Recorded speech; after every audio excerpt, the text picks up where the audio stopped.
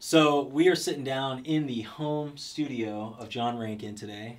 Thank you so much. This is actually my second episode of this type of podcast. So awesome. You are the second person to be on here. Not to say you're the worst. No. You were my second first call, but the second episode. Third has a hairy chest. What is it? There's like no, I'm serious, right? There's like a first is the worst. Second the best. My kids go around saying that kind of stuff. Oh my gosh, that's great. That's funny. Well, hey, it's a pleasure to thank you for asking me. It's a pleasure to be on. No, I'm just glad I was able to meet you and kind of I love to seek your perspective on a lot of things. There's things that I get on social media and all this other stuff, and the first thing I do is I go to these industry leaders and these professionals like you, and I'm like, give me your perspective on this, man, because it's I before I say anything to try to help artists and grow, because I was in the game for about 10 years, 5 years ago. I was doing it full time, doing music and all that stuff, and I did so many things wrong.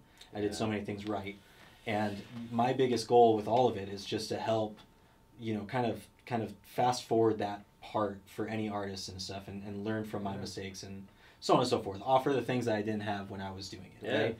Yeah. So I love sitting down and just seeking your perspective on certain things. Yeah, it's great to talk with you. Yeah. So, tell me a little bit about your background. I know you've been mentored. Are you still currently being mentored by John Legend, or? No. It was an interesting. That whole experience was very interesting. Mm-hmm. And you talk about learning things. I was not ready for that. So I entered real briefly. I entered a competition by submitting a 60-second clip of an original song, and was chosen with 5 other artists to be mentored by him. And he and his team basically picked these 5 artists. And it was a lot of Zoom calls, and it was a lot of there were a lot of interruptions, and it was an interesting time because I wasn't. You talk about. Well, I just was saying this actually, that it was an interesting time for me because I wasn't ready on my original music yet. I was kind of in that stage where I feel like I was just getting started, and the good thing is that I threw myself out there, and that's one thing that every musician, you guys all need to do this. Keep throwing yourself out there. Enter competitions. Do things. The songwriting where you pay like $50 to enter, I don't know about that. Maybe not that, but. If there's some sort of a way to get your music in front of people, do it. Because, I was completely surprised. 6 months later, it was 6 months later after I submitted, I was completely surprised that his team called me up. Yeah. I didn't believe him at first. I was like, yeah, right. Who is this? I know, right? There's the movie Yesterday. I just watched that. Have you seen that movie yet? Yeah, no. He gets called by Ed Sheeran during the thing, and he's like, yeah, okay, Chris. Okay, remember his yeah, it's all exactly right, how that where's your wife at? Come on. Yeah, who's pulling my leg right now? But yeah, I think, going back to your question, we had a series of Zoom meetings. I got to ask him a lot of questions. That's cool. I got to meet him in person, got to hang out with him, open forum at South by Southwest. We had a. And then his management team switched, and I never got his personal phone number because he wouldn't give that out. Oh. And honestly, I think he was under contract. He had created a deal to do kind of a promo, bring in young artists to South by Southwest with Spin Magazine, and it was kind of this whole thing. And again, that's the type of, even from his standpoint, even John Legend, who had already made it as an artist, he was still finding ways to diversify and get in front of different audiences. Yeah.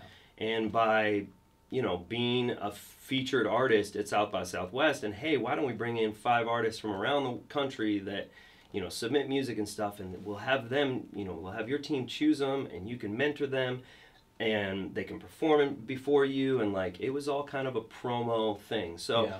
Once that ended, basically the mentorship ended, and the reason why I feel like I wasn't ready is I feel like I could have capitalized on that way more than I did. Yeah. But it was something that I could write in my bio that has obviously opened up a ton of doors, and is always the thing that people ask me about, And he had some really good advice.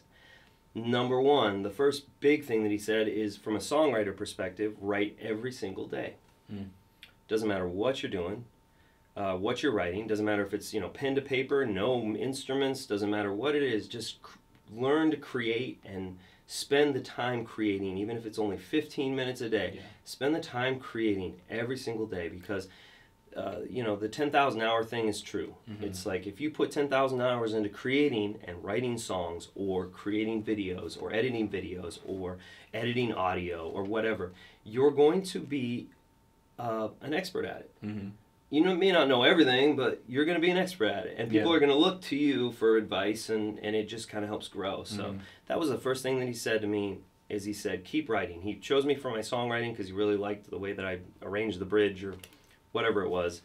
And he said, just keep writing. Yeah. You know? The second thing that he said that really always stuck in my head was collaborate with people. Mm-hmm. And he went and told a personal story with him about how he was collaborating growing up in the music industry. And you can look it all up online, so I won't go into the details of the story. But how him working on other people's projects, like Kanye West, and he worked with a bunch of different people, and they kind of helped, as they grew, he grew, right? Yeah. And then when it was time for him to cut out on his own, he cut out on his own, he had a huge, of course, following from working with all these people. Yeah, now that's like a mega level, right? Mm-hmm. But the idea is still there. You need to collaborate with people. You need to build community, and the best way to do that is to work with other people. Swallow your ego, let go of the ego. You know, as artists, a lot of us have egos. You know, or insecurities or egos that prevent us from getting out there, stepping out there, even doing an open mic, or showing up at somebody else's show that you really like, and getting to know people, and so those type of things are really, really important. You don't have to write songs with them. You just have to show that you're part of the community, and you have to become a part of the community. Exactly. I talked about it a little bit in the last podcast. Sorry to cut you off. No. But Daniel was saying, he's like, I'm very proficient in a lot of instruments, and a lot of these artists that come into my studio, I can lay out like the drum track for them and do that, but I still have my collective of musicians and artists that I've worked with and collaborated with in the past, because they're going to write music, or they're going to look at it a completely different way than I would approach that song. Absolutely. And it's the same thing with my video. I work with some other guys, and we do other videos online, and they brought in this other videographer, awesome kid, but he does a lot of like BMX style videos and stuff. So when he films artists and musicians, he gets these angles that I would never think of, and I'm like, whoa, just seeing like how differently we're in the same environment, the same lighting, the same cameras, but just completely different views on it, right? And the same with music. It's well, no, and these people that we all look up to, who are independent artists, who have even the independent artists who are truly independent, not behind labels, and don't have teams of people writing for them and producing them, and doing their marketing and makeup and styling them, and even the independent artists still have teams of people who believe in them and who they bounce ideas off of, and that's the key. It's like you develop these relationships, and not every one of them is going to stick, but you'll find, if the more you get out there and develop relationships, the more you'll find that person who you bounce ideas like, what, hey, come here and take a look at this, like,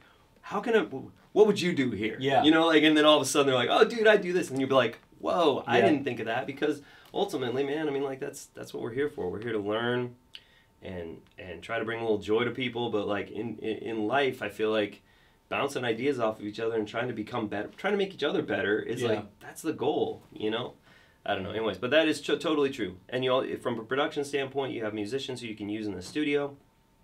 Who's always going to be better than a drum machine. Oh yeah. Although I've gotten pretty proficient at programming myself, but there you go. It's the 10,000 hours thing, man. Yeah.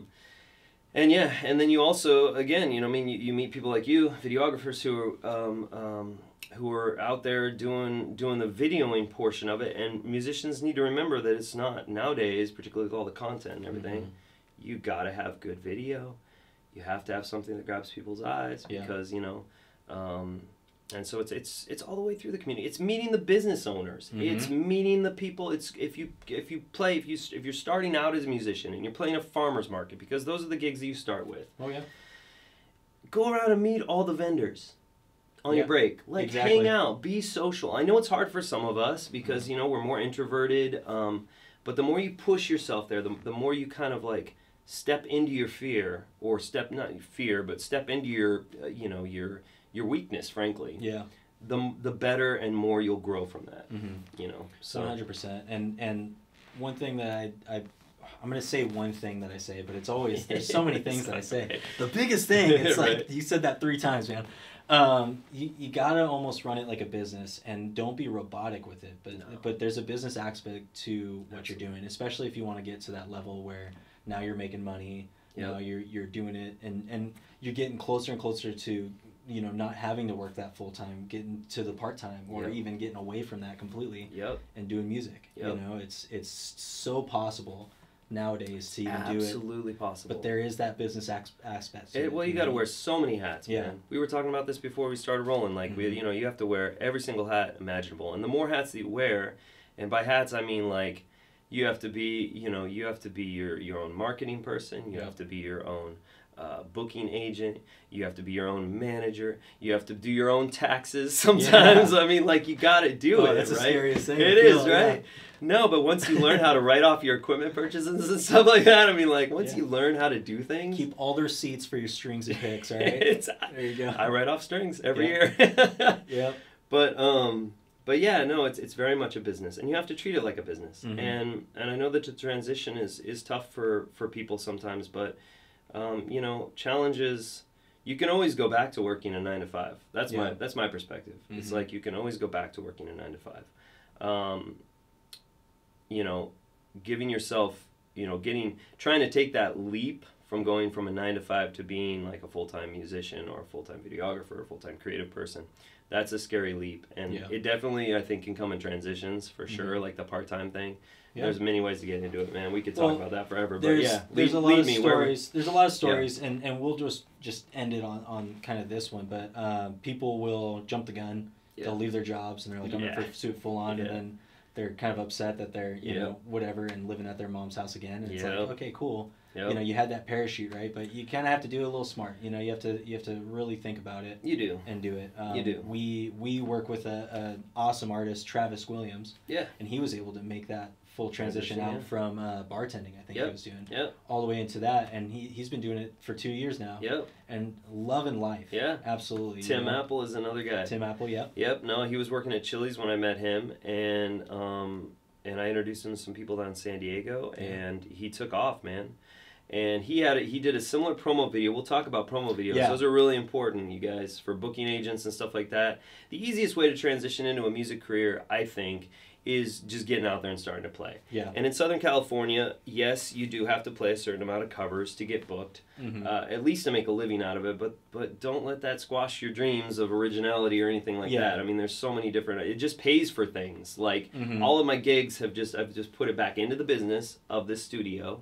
And at one time I was gigging like 18 times a month, averaging 18 times a month, and I just kept taking that money and putting it back in and putting it back in and putting it back in, and then it allows the original stuff to kind of flow a little bit easier. We'll talk about building your own home studios and stuff like that. I mean, there's so much. We could talk forever, James. Let's go into, I know we can, and that's why I'm glad that we were able to like sit down and document it, you know? Me too. And share just a couple of these things, because we sit down a couple of times, we start going, and we're like, man. We got a lot to talk about. I know. We need to like get this out to some people. That's years, man. Years of trial and error and failure and like you said, it's like doing the wrong thing, taking that failure, turning it into a success. Gotta do that. So we could talk about that. I started offering promo videos to musicians and artists because I started talking with other people who have been booking agents, and you were a booking agent for a while, right? Out in the Seattle area? Northwest, yeah. Northwest? Yeah, so I owned a company called Octopus Entertainment with a couple other people, and it was actually buddies of mine. We all went to school together. And we were a booking management kind of promotion company. And so we took bands and we booked some of the mid-sized venues like Doug Fir and Mississippi Studios, and some of the in Portland area. And yeah, I mean, as soon as you say, "Hey, I'm a booking agent," man, you get swamped with I bet. Like tons of emails. You know, and so along with that, and probably transitioning well into what you're about to say, which is what you know, James is offering. We found that I immediately found that the people that sent me promo videos, short clips, because I didn't have time. I didn't have time to go through. You have X amount, right? You have 100 emails. I mean, literally 100 emails a day of people like, hey, can I play at your winery, or can I play at your venue? Yeah. And up there we had to sell tickets too, because we were actually at ticketed venues, where wineries are different. They don't really care about tickets. No. Or well, they don't sell tickets. Well, it's I mean, just they don't more care heads about, to buy their wine. Yeah, exactly. So, but I get it. But I started paying attention to the bands who would send me videos. And back then they would send me full songs usually, you know, and it was kind of like, oh, cool, you know, and you could listen to the whole song, you could listen to how the song grew, you could tell their musicianship, you could tell whether or not they had good stage presence, and the ones that I paid attention to were usually live videos, and often the video quality and the audio quality sucked. But, you know, back, it was like 15 years ago or something. I mean, it was a while ago, right? Yeah. So, you know, 4K wasn't even a no, thing, nowadays it's like, it's jumped so much. Yeah. What was that, like 480p still? Yeah, like probably. that? Yeah. Maybe we went up to 800, whatever it was. Yeah.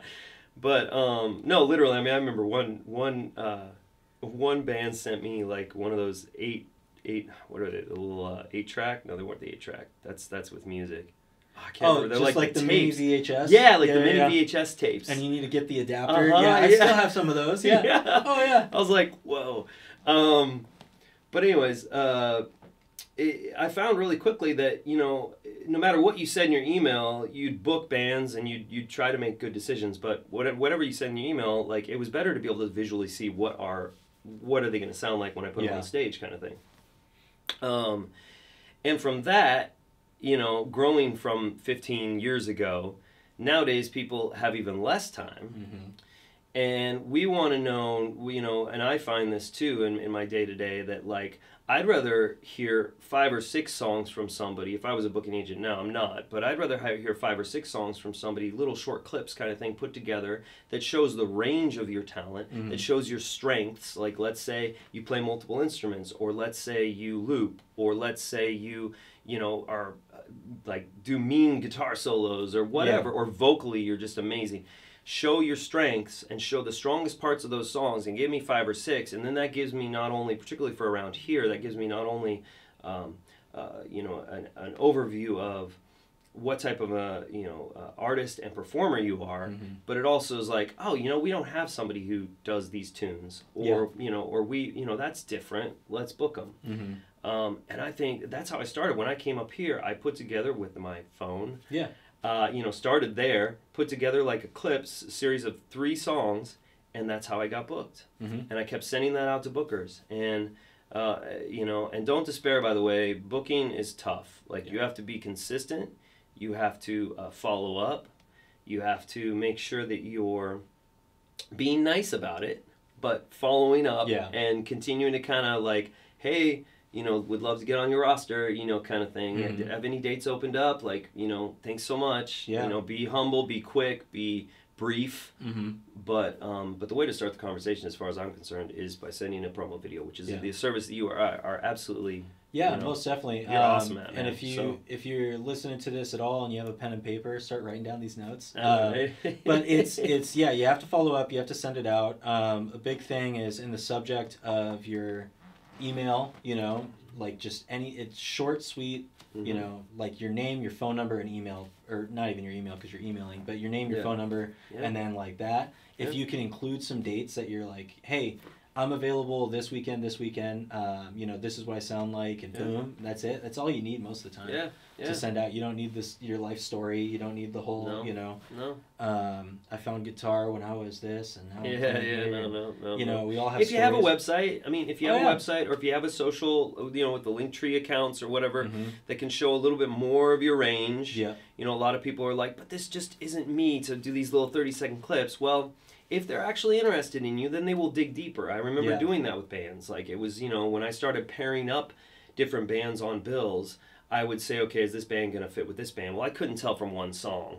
So I would dig into their catalog a little bit deeper, and I would find the bands that would pair well together, and we'd have a good show, kind of thing. Another thing that I want to just throw in real quick before I forget. Please. On your Instagram, please put the city that you're in. Oh, yeah. I can't tell you how many times I've been looking out to, you know, do video work or anything, and I find a band, you sponsored something on your Instagram story. Yep. I have no idea where you're located. Yep. I don't, if I reach out to you and I'm all the way in Southern California and you're out in Tennessee, like, sorry, I can't help you. you know? That's so. There's a lot. You can probably, the ads thing is a whole nother, Instagram ads and stuff like that. Yeah, and I think I've been lucky because I don't really focus on my social media anymore, and that is, so when you look me up and you're like, he's only got 1,000 followers and he doesn't really post that much.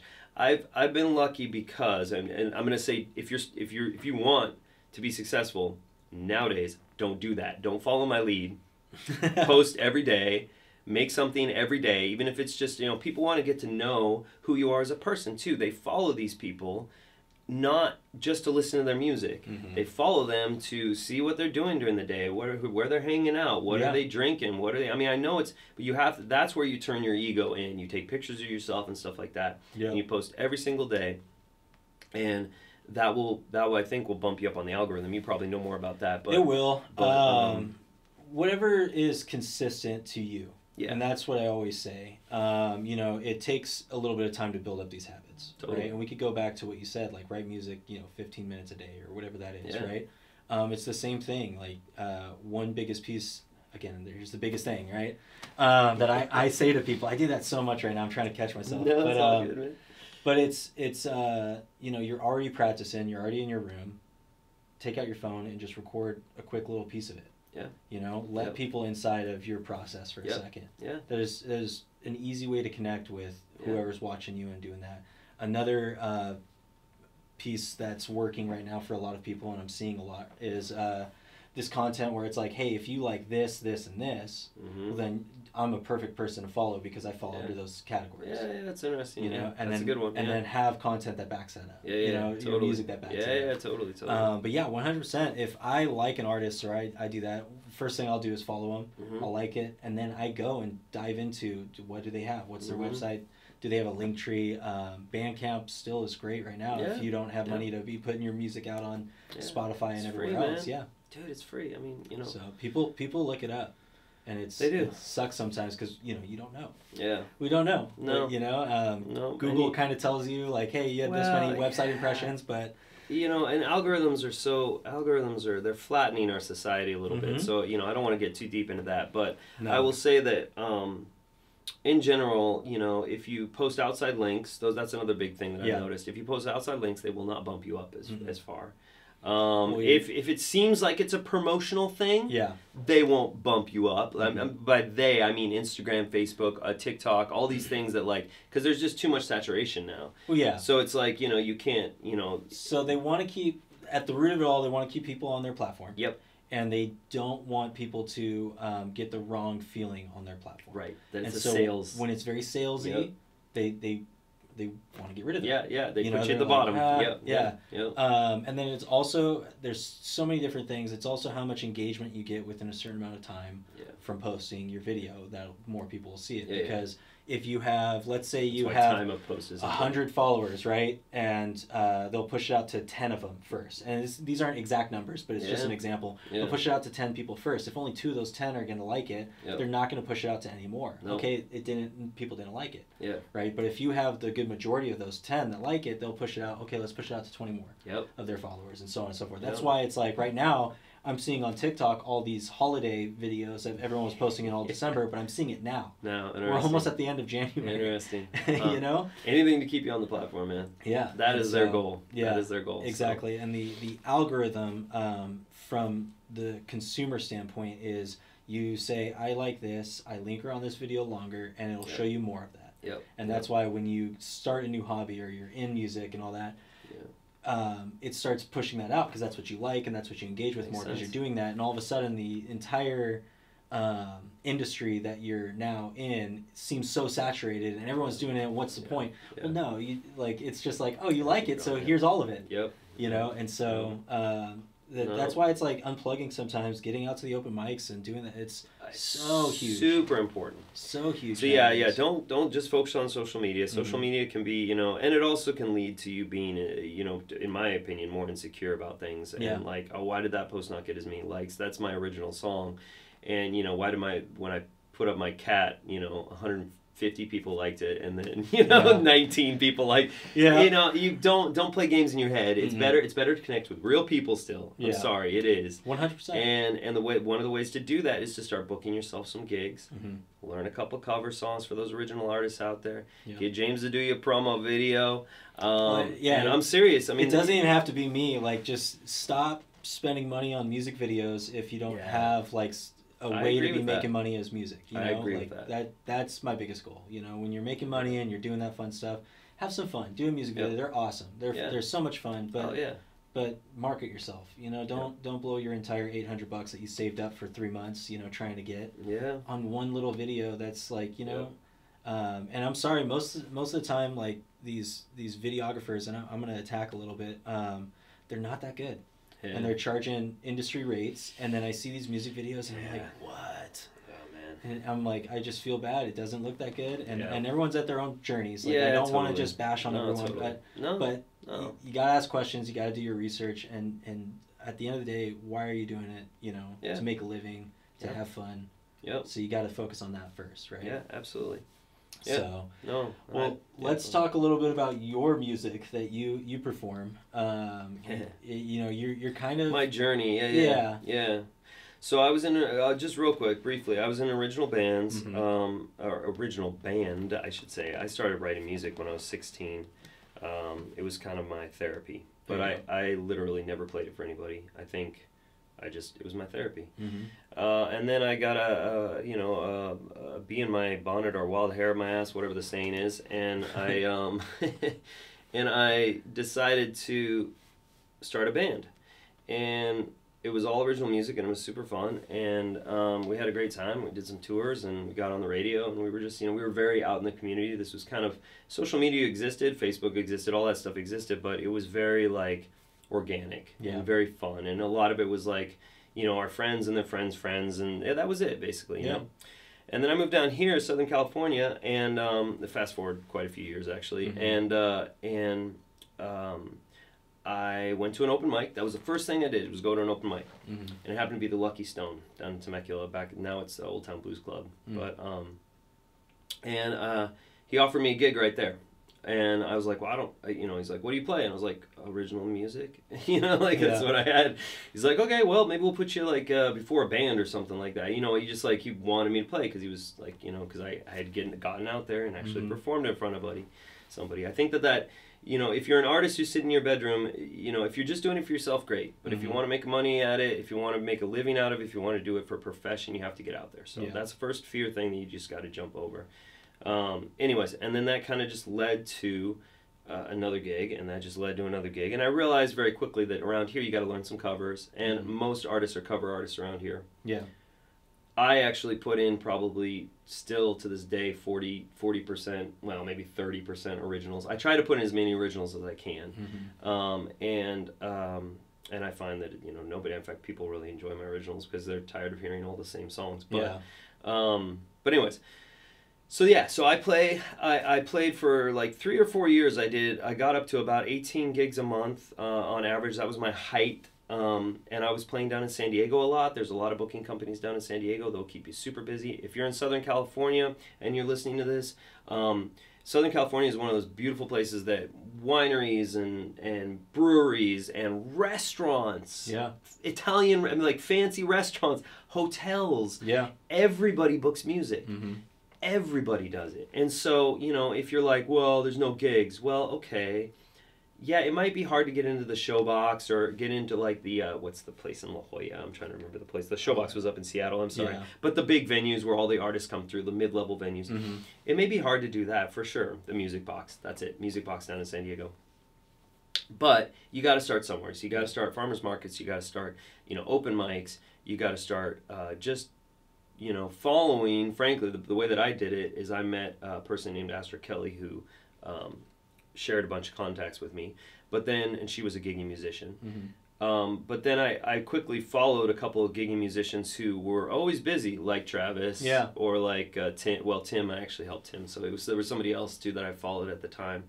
and I just saw where they played, and then I started reaching out to them and reaching out to the artists themselves, Astra, and then reaching out to the venues and saying, hey, would you mind introducing me? And sometimes musicians say no because they're cliquey, but don't, you know, my whole thing is stay positive. Don't hold grudges, man. This community gets smaller. The further up you go, you know, in as far as like making a living at it, the smaller the community gets. So like, remember to just let it go. Yeah. It's all good. So some musicians won't, some bookers won't call you back. You know, a lot of them won't, but some will. And you know, be like, yeah, I'll introduce you, and there's your foot in the door, and then you just keep rolling in.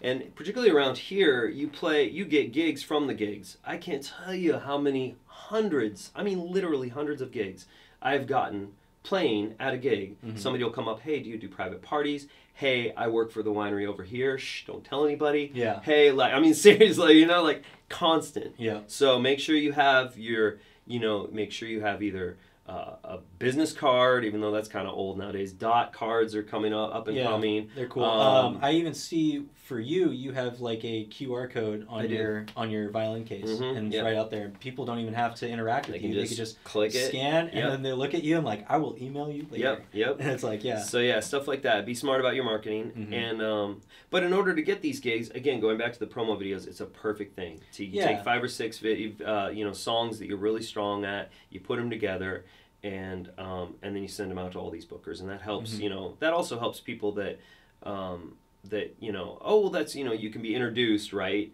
to a booker, and they'll say, great, can you send me what you're about? Most of the time they'll say, send me something. Yeah, they're not going to just be like, oh, you know so-and-so? You're in. No, it's you got to fight for it. You got to want it. Yeah. And even if you can't afford, like for me, I keep prices very low because I've been in your shoes. You're reasonable. So it's, you know, I try my best there, but even if you can't afford something at that point, like you said, pull out your phone.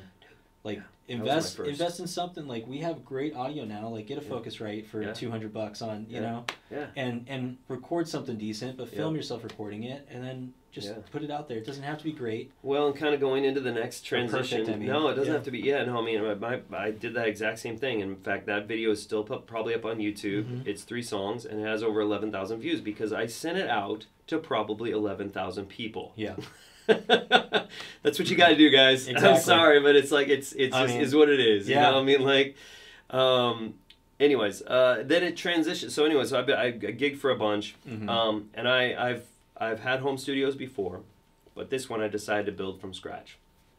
And we're sitting in my garage right now, but it's there's a wall. It's a room within a room. And once you're in here, it's crazy. It's like not a garage. I know. This is a studio. No, I spent. I mean, I did mass loaded vinyl, and I did green glue in between 2 sheetrock and overlapping insulation. And I won't bore you with the details, but I kind of went all out on this one. My gigs funded it. Now, I'm in a lucky situation where my wife also works, so I was able to kind of like, I mean, I'm not going to lie, you know, there was that. Yeah. So it takes some people, it's going to take you longer to do that, but instead of like, you know, making 300 in a day or 400 in a day, because these gigs can be very lucrative. Yeah. And even more with tips and stuff, you find yourself like, you know, oh, I'm going to go out and I'm going to party or I'm going to do this. Well, you know, I mean, you got to kind of balance what you want. Priorities are a big thing, and I'm not going to get too deep into that rabbit hole. But anyways, I decided to build this studio from the ground up, and I didn't mean you only had something to add there. I was just going to use 50 Cent as an example. Like, he built his whole, like, music stuff on, like, partying and girls and all this stuff. Never once drank. Yeah? Never partied. He would finish his set and go home. Yep. Like, he's like, all right, or go back to the studio. Because you're either driven or you're not. Yeah. You know, and that's up to you, man. That's your personal journey. You gotta want it. You can't half-ass it. There's too many people who want to be successful at it. You can't just, you know, you can't blow it. You can't just, you know, you can't half-ass it. I don't know. Anyways, but so I built the studio. Yes.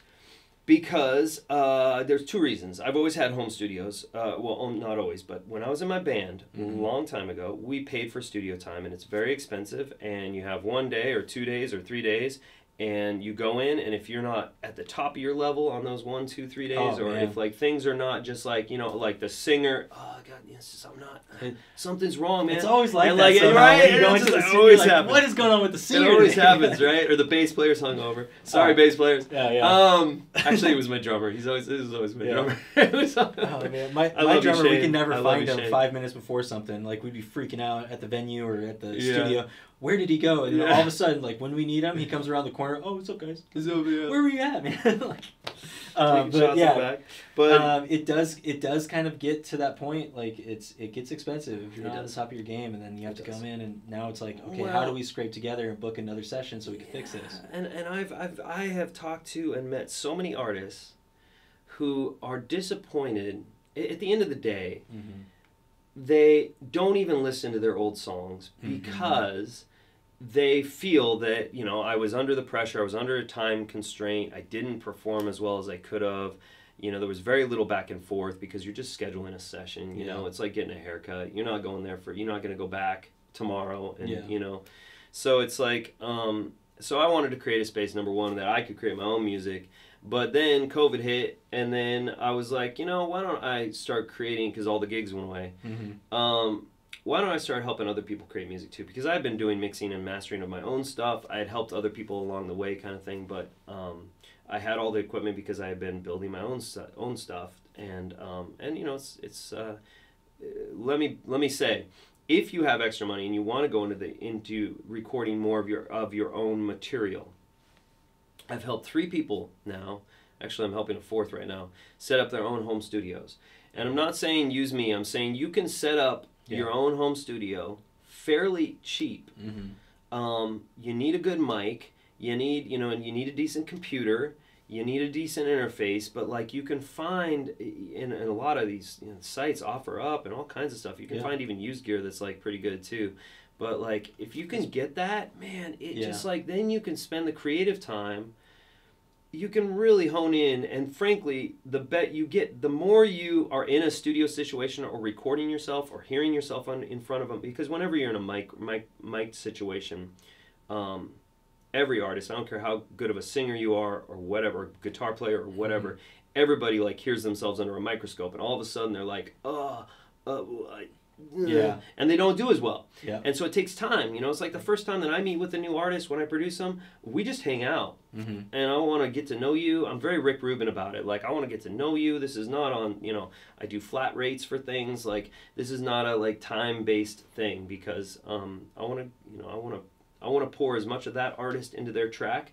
And I want to also know what the artist was disappointed in their previous work, or if they don't have previous work, whatever, you know. So I really try to take the time to do that. But and that brings me right into the sponsor of this, Sonic Rocket Studios. Cool. Yeah, do it, man. I don't care. But I'm not sponsoring it. I'm just hanging out drinking some coffee. So there are studios out there that are affordable nowadays because they were built by musicians and for musicians. And you're a perfect example of that. And so there's far and few in between. There's been a couple that I've worked with here in the past. You're one of those like top 3 right now that I've worked with. That's just, you guys understand it from that level, you know, and it's Well, we've been the musician. We are the musicians, but we've been the musician who's been called into a studio setting and has been disappointed in their song, not because the engineers did a bad job, not because the producer did a bad job. It's just because your performance was off, or you were feeling nervous and anxious about it. And it's much better to, like, you know, also be involved in, I mean, as much as you can learn, basically, as much as you can learn about producing and mixing and mastering, you know, wherever you have a learning opportunity, do it 100%. Because you're going to use that later in life too. And the more you can learn as a musician and the more hats you can take on, the more paths you can take music. And that's one of the biggest things that I've learned in my life is I never thought I'd end up here. And we'll get to what I'm doing starting my next journey a little bit later. But like, I never thought I'd end up here when my mom put me in violin lessons when I was 4 years old. Right.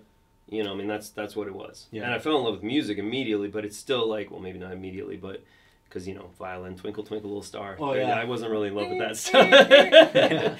But anyways, it's very much like the more you can learn through the process, the more questions you can ask, the more comfortable you can be in the situation.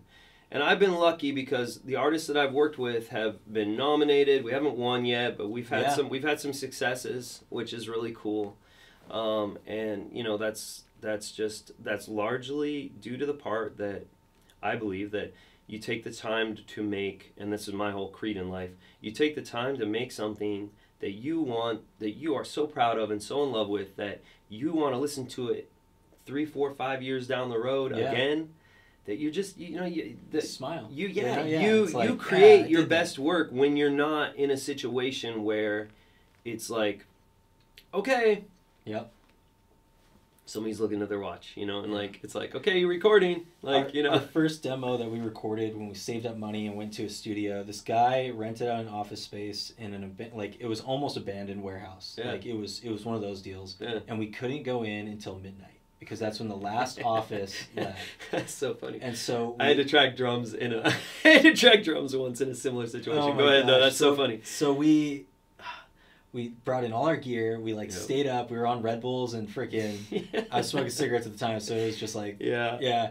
And we went in there, and this guy had never recorded a punk rock band ever. He only made his own beats and recorded hip hop artists. Okay. And that was like it. And it's all good. Like, it's all good. And so. The demo that we got out of it, we only had 1 weekend to get these 3 songs done and tracked and done, and we were from midnight till 7. That was our time limit every time, and it was like, okay, cool. So we were just pumping this stuff out, like, and it's 3 songs, and we practiced them and we had them, but like when you're in the studio, it's different. Like you could practice them, you just start like building on these songs. It's so different. The song transforms it to something that's just like something that it could have been, you know, no, it couldn't have been without going in the studio. And you know, and everything is isolated nowadays because the sound quality has to be isolated. You know, the days of live tracking, you can rent out big studios for a lot of money where you can all live track together.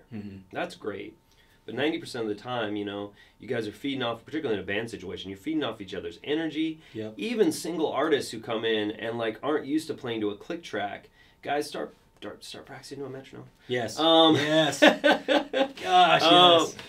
That was me, man. I would get to the second chorus. All of a sudden, I'm double time. I didn't even realize it. You don't realize it, but it's like super important. You know, it's really, really important because the listener is going to notice it. You know, and there's some cool metronomes, but it's like a drum track now. It's like a drum loop. You know, totally. You don't have to sit there and listen to beep boop beep boop beep. Yeah, you don't have to sit there and listen to that. Yeah. I'm going to take a quick second here. I'm just going to check the audio to make sure it's still good. You're good. We're still going on it. Yep. Good job. So it's man. So it's really cool what you have. I've tried to create a space, basically. I mean, to finish up that thought, I've tried to create a space. And, you know, it's funny because I don't know that I'm taking on any more artists this year. I really have to focus my efforts somewhere else. But to me, right now, like, the people that I've been able to work with, you know, we become friends, and I try to bring them into as much of the production sessions as I can. I spend time answering questions. We spend time going through reverb together. We spend, you know, playing around with reverbs and compressions and all the stuff. The most recent thing is we were sitting there. I'm sure some of you musicians have seen producers have seen the memes of the snares, you know, choosing the perfect snare or whatever. You know, like, you know, it's like sitting there and like, it's taking the time to make great art, and not just treating it, you know, I mean, you're still a business, but you find yourself waking up in the morning and wanting to do more of it. And I think that that's part of the key as to why we, you know, as musicians, we get kind of deflated when we find ourselves in situations where we don't feel like it's our best work, we're under a time constraint, whatever it is. And I think just the more, you know, you're involved in the process, and the more that, and I take that approach. I just try to bring people into the process. This room is almost a therapy room for a lot the people. I mentioned that when I first started playing music or writing music, it was my own therapy. I was a teenager. I was angry. I was heartbroken. All the stuff that teenagers go through. And to me, it's like that doesn't change. You know, I'll work with people who are however old, and they still. These songs are very personal to them, and if you don't put that personal touch into your music, if you don't get that, it's like you can melodyne a vocal, but if I don't get that emotional You can't fake that. You can't fake that. No, not at all. You know? And I personally think that people are searching for that emotional connection in music that we listen to nowadays. Yep. I think we've kind of pendulum swung a little too far to the although I say that, and honestly, like even Billie Eilish, even people that are like really top tier, they have a lot of emotion. Listen to her vocals. I don't care if you don't like her music. Oh my gosh, yeah. Her vocals are just, they emote emotion. They're just like bleh emotion. And I think that's why one of the reasons why she connects with so many people is because we really truly crave more emotion. So anyways, going back to the studio situation. So you're telling me that you don't jive with... just kidding. I'm not really into it. I mean, it's funny. Musically, everyth's been done. I don't mean to sound, I don't mean to be pessimistic, but everything's been done. 100%. So really what it is about, I always focus on lyrics. I'm like, give me the real lyrics. What when you wrote this, what were you thinking? But that's the kind of my producer styles. I'm very Rick Rubin about it. Yeah. I sit down with artists. We have tea. Artists will have I don't drink anymore, but if they want some drink, we just hang out, like we just talk. Yeah. We do our thing, and then we start getting into the music and we start kind of delving into the song, and I see everything as making a great piece of art, that really fits that musician. It's not about me as a producer. Some producers, I will say, it's about them as a producer. And to me, it's like, yeah, if you only hear, 4 on the floor and a shaker behind it, it's not because I can't do more than that. Yeah. It's because that's what fit. That's what spoke to us in that moment. Yeah.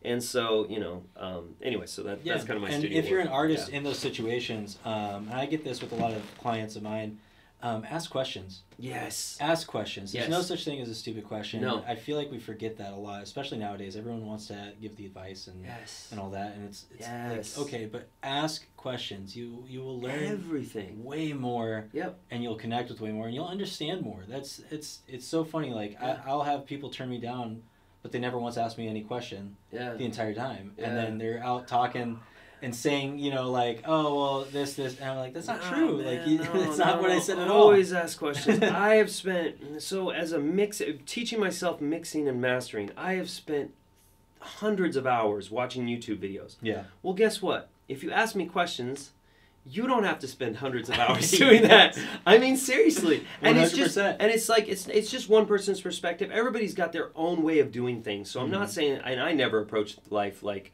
this is the way you always do it. Yeah. But there are some golden rules. There are some things that if you understand it as a musician, as somebody who's just a singer-songwriter, if you go into a studio and you understand some of these key elements, as you're being, ask the engineer, hey, can I sit in on your mix session? Yeah. Like, can I do that? Like, if they say no, then, I'm sorry, but at least ask. You never know the answer until you ask. Yeah. I personally would say, yes, sure, come on over. Yeah, check it out. Put on some sweats and get ready for some really boring times. Yeah. Where I'm just sitting there going, like, over the same word. I know. As I go across, 9 tracks that I'm comping one word of, and then right as you get into the beat, I'm going to stop it right before because I got to go back. No, I know. It'll ruin music for you. But what you do, we laugh, but what you do in that process is all of a sudden you start learning things like, oh, EQing is really important. And the reason why I say EQing is really important is because let's say you're a live musician who's out playing and you're not happy with your live setup, different rooms. When you're outdoors, it's kind of like whatever. Yeah. But let's say you're playing inside. You have to know how to EQ things. Yep. And I learned EQing in the studio. And then took it to the live gigs and was like, oh man, I need to take this down. And why is my voice not standing out? Oh, well, this is why. Let me cut the mids. Let me cut the lows a little bit. Let me boost the highs. Reach that peak where you're not feeding back.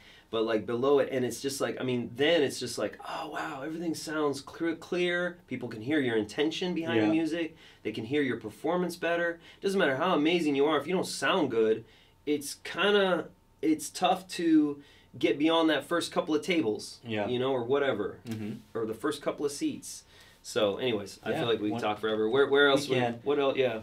Well, what other endeavors do you have going on in your studio? You took on a couple of artists. We're doing a lot of projects with them. I know you just started up your company Roots Up Studio, right? With another artist. Travis, Travis Williams. Yep. So yeah, no, thanks for that. Yeah. I'll do a little shameless plug here. I grew up playing in orchestras, and was a solo violinist for a while too, and grew up playing classical violin basically. It's funny how life does this full circle. And one thing that I will say that hopefully will help your viewers and the people who listen to you is that never put yourself in a box. You may be an original artist, and then you find, well, hey, I want to make some money to afford a microphone. Yeah. So I'm going to play this gig, and hey, they want some 90s and whatever alternative, whatever. Okay, I'm going to learn a couple alternative songs. I'll throw in my original songs. Don't put yourself in like, I used to do this to myself. Don't be like, I'm only an original artist. Okay, all right, well, but you want to make a little money, and there's this money over here, and it's not that hard to get if you know what you're doing.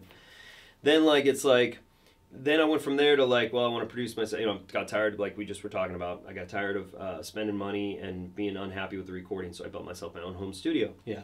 Okay. Fast forward. Roots Up Studios is going to be focused on music and film, digital media, TV, and probably more on the film side of things. But because I grew up playing classical violin, I can actually read music, and so I've gotten really into film scores and more of reading full orchestrations, et cetera, but I also know how to write songs, and so anyways, Roots Up Studios is going to be basically, and again, I should back up, I met somebody at a gig, again, get yourself out there 100%. However you can, and into the real world, not just the electronic world, not just the social media world. I met somebody at a gig who was a sound designer, or is a sound designer, and we've become really good friends. And he, kind of casually suggested, why don't you write music for movies? Because I was like, oh, that'd be cool. How do I do that? Anyways, Travis and I got together. Travis wrote a piano part. I was showing him what I was doing. I downloaded a couple videos to put music to, and shorts, and he wrote a piano part that became the central theme of it, and I started working on orchestrating and arranging and getting the timing and the cues down.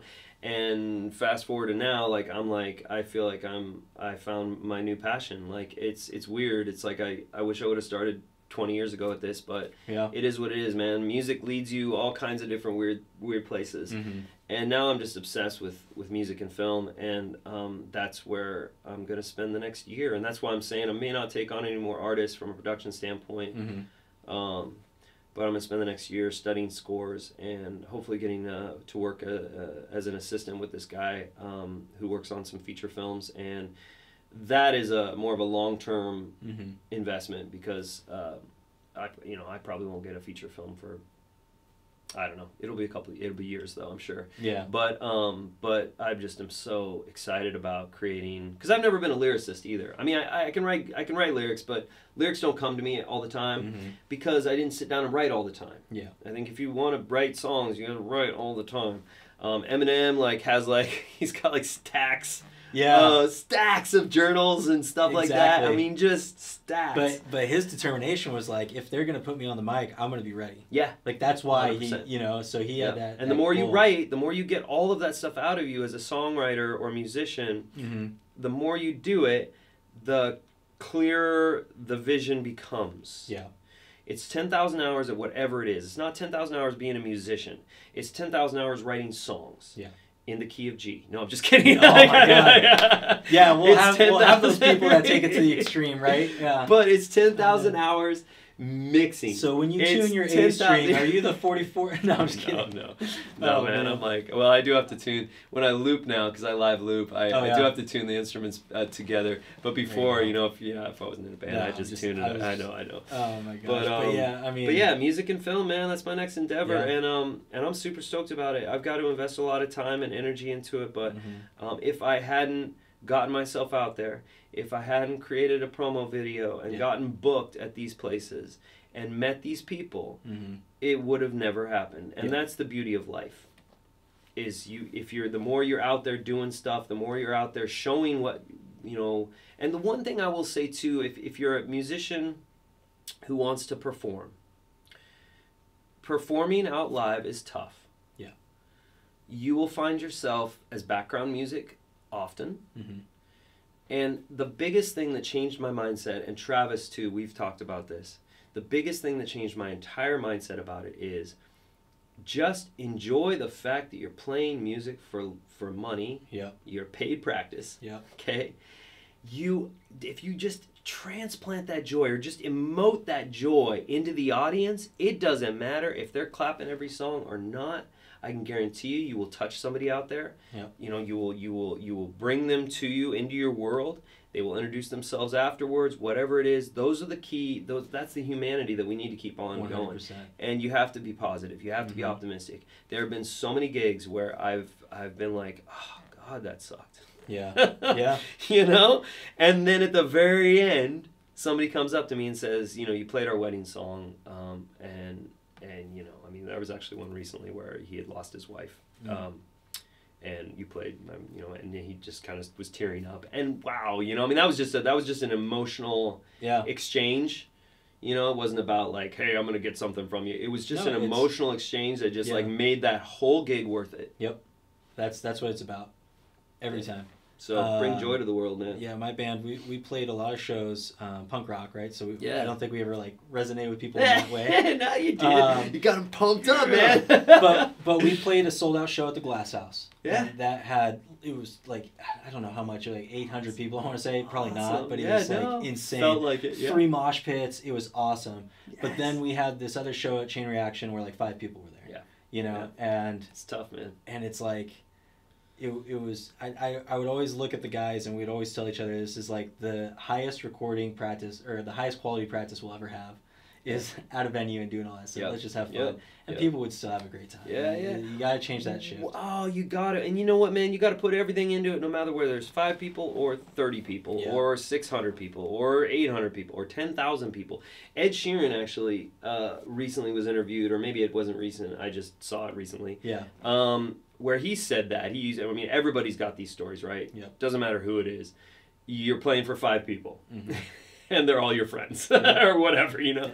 And it's like if you don't put in, it's like you don't realize, number one, who's in the back. Yeah. Number two, if you don't, just put in the energy, man. Just play it like it's 10,000 people. And I know it's hard, but you got to. Yeah. And I promise you'll reap the reward of it.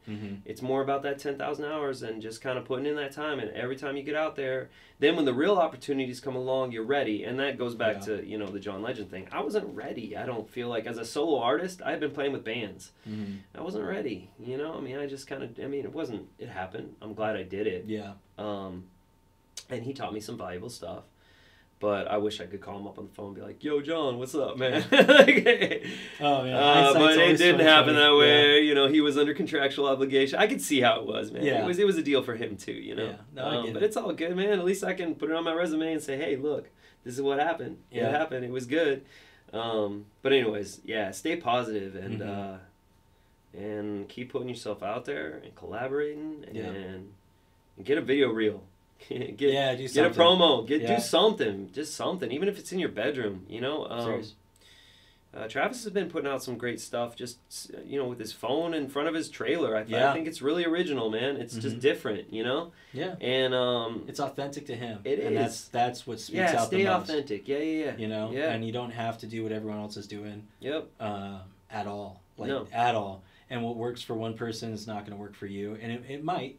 There's certain things that might. But if you're not... It's a lot of trial and error, It's so much harder to stay consistent online and doing this stuff when you're not doing things that are authentic to you. And that kind of, just real briefly, because I know in your notes you had said, like, you want to talk a little bit about marketing. And I would say my advice on marketing is, and again, don't go to my Instagram page and be like, he doesn't market himself. Yeah, I don't, because I've reached a point where I don't need that anymore. I'm not trying to market myself. Yeah. I'm trying to get into an industry that's very cliquey and very, like, who you know, and that's it. It's a lot of trials and tribulations, and you have more to add about this because some things work for some people, some things don't work for other people. 100%. It's like you can get on curated playlists that may work for a while, it may not work. You know, you can whatever. But the bottom line is the more you're trying things, and the more again you're collaborating and you're just putting yourself out there. Yeah, I can guarantee you that the more that you invite people into your world too. Yeah. By creating real content, that's how I think you grow. That's how 100%. I think you really grow.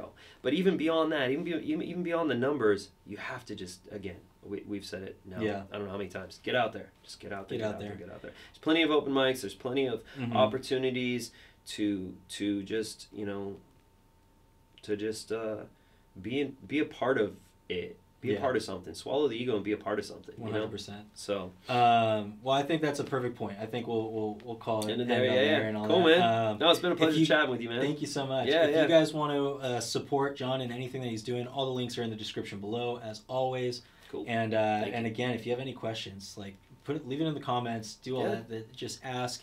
And who knows, we might sit down again and answer some more questions. I would love to. Yeah, in fact, I was going to say that. If you guys have specific questions... Oh, 100%. Throw them to me, too. We can talk about them. Yep. You know, one of the benefits of doing what I've done, which has been almost everything in the music industry, from like booking, management, promotion, producer, mixing, you know, engineer, and now getting into film, is that chances are I've probably been where you're at, or know somebody who has, and can maybe help you out. So, perfect. Cool. James, thanks for having me, man. Thank you. Appreciate it. Sit down. Yeah, absolutely. Yeah.